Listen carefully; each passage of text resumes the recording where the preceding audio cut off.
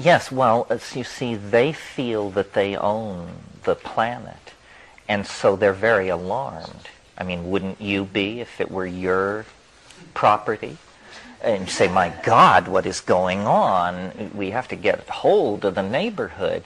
But my faith is that the horse knows where it wants to go, and we're all being carried along for the ride.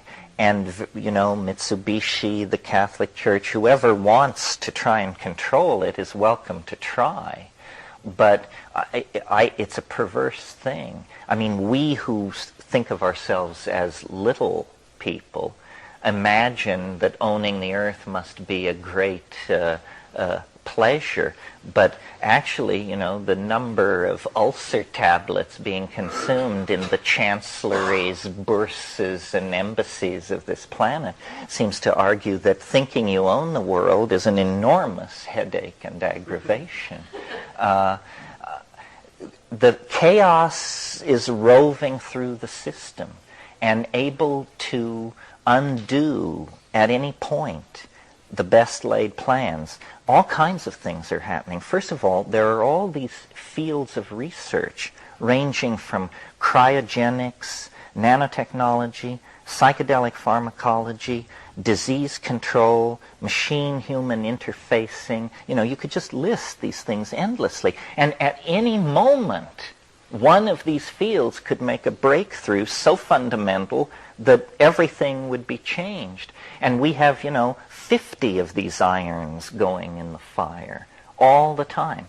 At the same time, because the planetary culture is becoming ever more closely knitted together, all its parts are becoming codependent.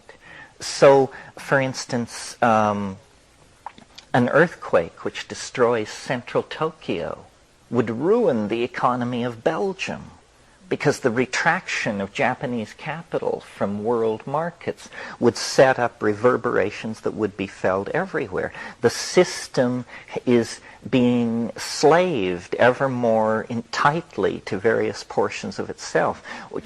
Crop failure in Russia causes, you know, strikes in Argentina and so forth and so on. And this will accelerate. Well, then the task of management somehow is to bring this coalescing system through this transition period without the whole thing getting so much vibration built up into it that it falls apart.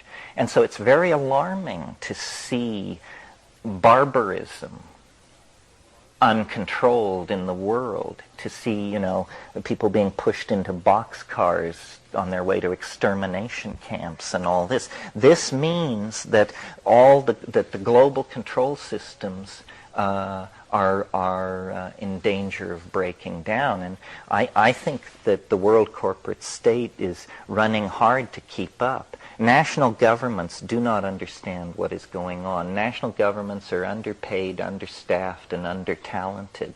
World corporate divisions of various sorts do understand what is going on, but they are in the process of taking power from the national states as rapidly as possible in order to use that power to manage the planet in a somewhat less ideologically hysterical fashion.